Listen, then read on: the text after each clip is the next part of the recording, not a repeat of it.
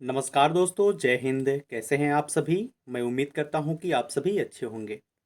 दोस्तों, आज की इस वीडियो में हमने लिया है भारतीय राज्य व्यवस्था से संबंधित महत्वपूर्ण प्रश्न जो किसी भी गवर्नमेंट एग्जाम के लिए इम्पोर्टेंट है।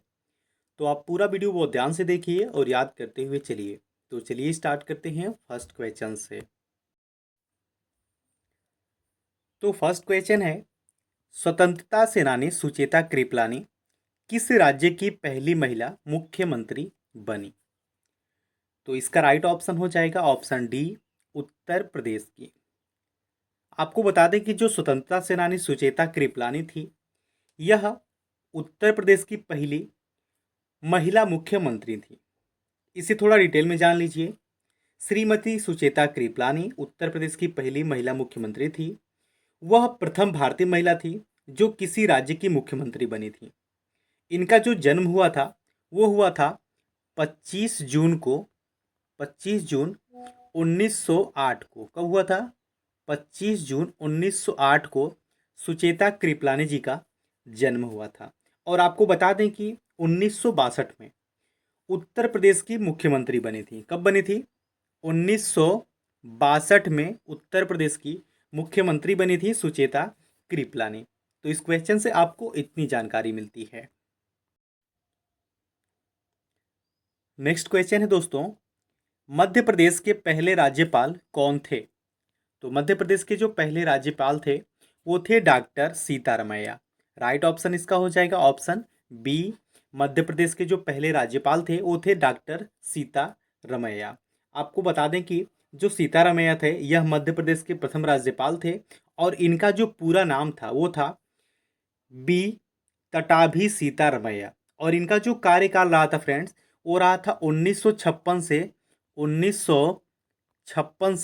1967 तक। कब से कब तक रहा था? 1956 से 1967 तक ये डॉक्टर सीतारमैया जो थे इनका कार्यकाल रहा था, जो कि मध्य प्रदेश के पहले राज्यपाल थे। तो इतना आप याद रखिए। और फ्रेंड्स, ये स्वतंत्र भारत की ये क्या थे? ये राष्ट्रीय कांग्रेस के आधिकारिक इतिहासकार इन्होंने लिखा था और यह स्वतंत्रता सेनानी थे।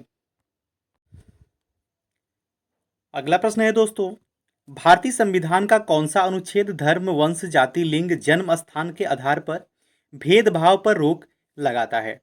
तो इसका राइट ऑप्शन हो जाएगा ऑप्शन डी, अनुच्छेद 15। फ्रेंड्स, जो अनुच्छेद 15 है यह भारतीय संविधान में धर्म, वंश, जाति, लिंग तथा जन्म के आधार पर विभेद का प्रतिषेध करता है, यानी कि रोक लगाता है। यही बात करें अनुच्छेद 23 के बारे में, तो अनुच्छेद 23 जो है यह मानव के व्यापार तथा बलात् श्रम पर रोक का प्रावधान है वो करता है। यही बात करें अनुच्छेद 25 के बारे में, तो अनुच्छेद जो 25 है यह भारत के प्रत्येक व्यक्ति अपने अंतःकरण के अनुसार अपने धर्म को मानने, आचरण करने तथा उसका प्रचार प्रसार करने की स्वतंत्रता देता है। यही बात करें अनुच्छेद 19 के बारे में, तो जो अनुच्छेद 19 है यह अभिव्यक्ति की स्वतंत्रता सहित अन्य 5 प्रकार की स्वतंत्रताएं प्रदान करता है। तो इतना आप याद रखिए। अगला प्रश्न है, हाल ही में हटाया गया अनुच्छेद 370 भारत के किस राज्य से संबंधित है?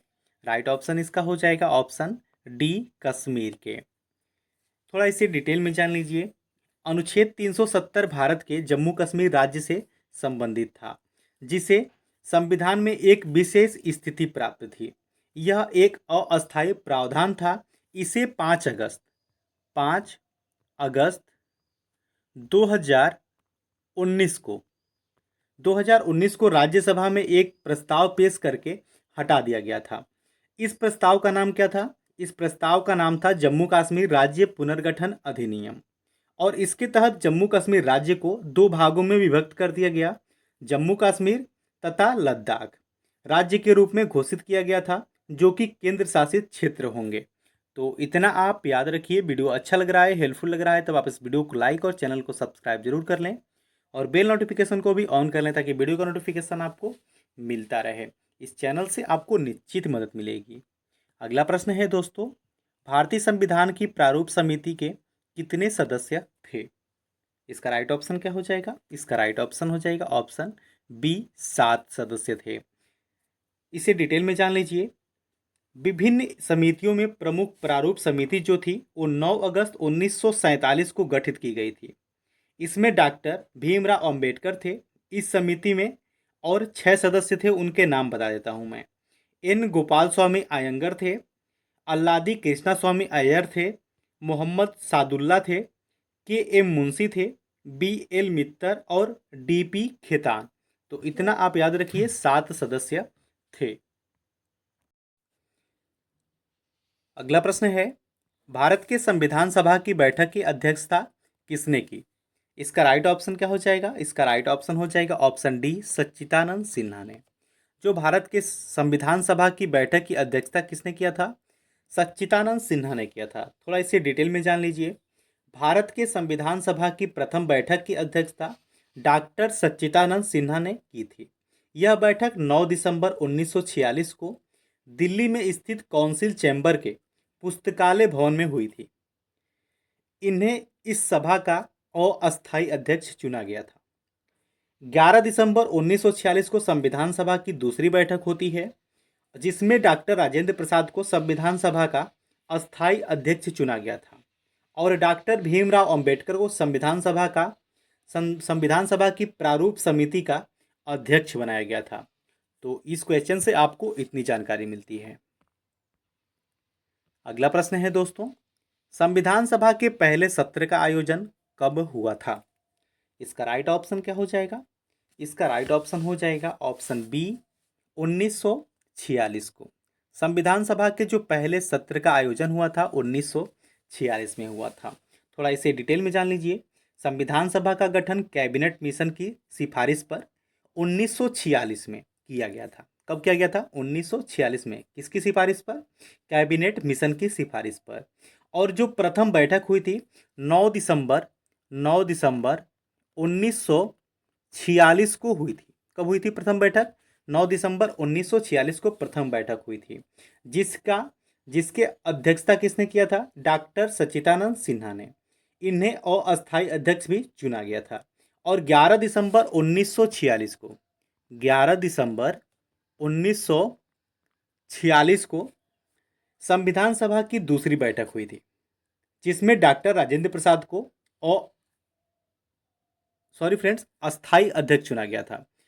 9 दिसंबर 1946 को डॉक्टर सच्चिदानंद सिन्हा को अस्थायी अध्यक्ष चुना गया था और 11 दिसंबर 1946 को डॉक्टर राजेंद्र प्रसाद को अस्थायी अध्यक्ष चुना गया था। तो इतना आप याद रखिए।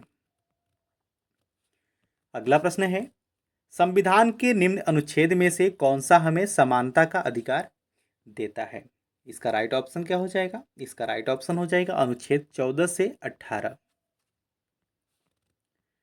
अगला प्रश्न है दोस्तों, भारतीय संविधान के किस अनुच्छेद में राष्ट्रपति पर महाभियोग लाने की प्रक्रिया प्रदान की गई है? इंपॉर्टेंट क्वेश्चन है। और इसका राइट ऑप्शन क्या हो जाएगा? इसका राइट ऑप्शन हो जाएगा अनुच्छेद 61। ऑप्शन बी इसका राइट ऑप्शन है। अनुच्छेद 61 के तहत राष्ट्रपति पर महाभियोग लाने की प्रक्रिया प्रदान की गई है। थोड़ा इसे डिटेल में जान लीजिए। समानता का अधिकार संविधान के 14 से 18 में है, और जो भारतीय संविधान के अनुच्छेद 61 में राष्ट्रपति पर महाभियोग चलाने की प्रक्रिया का प्रावधान है। राष्ट्रपति के पद पर जो शर्तों का उल्लेख है ये अनुच्छेद 59 में है। तो इतना आप याद रखिए। अगला प्रश्न है, निम्नलिखित में से कौन सा अनुच्छेद उपराष्ट्रपति के चुनाव से संबंधित है?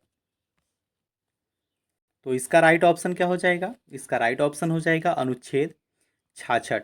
जो अनुच्छेद 66 है यह उपराष्ट्रपति के चुनाव से संबंधित है।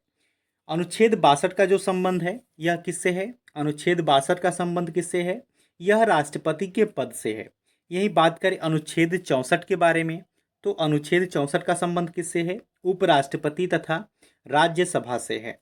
यही बात करें अनुच्छेद 68 के बारे में, यानी कि 68 के बारे में, तो इसका संबंध उपराष्ट्रपति के पद की रिक्ति से है। तो इतना आप याद रखिए। अगला प्रश्न है, निम्नलिखित में से किस पूर्व भारतीय राष्ट्रपति ने सबसे कम अवधि के लिए पदभार संभाला है? तो इसका राइट ऑप्शन हो जाएगा option A, doctor Zakir Hussain ने। डॉक्टर जाकिर हुसैन जो थे, यह भारत के तीसरे राष्ट्रपति थे जिनका कार्यकाल था 1967 से 1967 से 1969 तक। कब से कब तक था? 1967 से 1969 तक था। अगला प्रश्न है, भारत में एकल नागरिकता की अवधारणा को निम्नलिखित में से किस राष्ट्र के संविधान के आधार पर अपनाया गया है? इसका राइट ऑप्शन हो जाएगा ऑप्शन ए, यूनाइटेड किंगडम के। भारत में जो एकल नागरिकता की अवधारणा है, ये यूनाइटेड किंगडम के संविधान से अभिप्रेरित है। अगला प्रश्न है दोस्तों, निम्न में से किस समिति ने मौलिक कर्तव्यों को शामिल करने की अनुशंसा की थी? इसका राइट ऑप्शन क्या हो जाएगा? और ये इंपॉर्टेंट क्वेश्चन है। इसका राइट ऑप्शन हो जाएगा ऑप्शन डी, स्वर्ण सिंह समिति ने।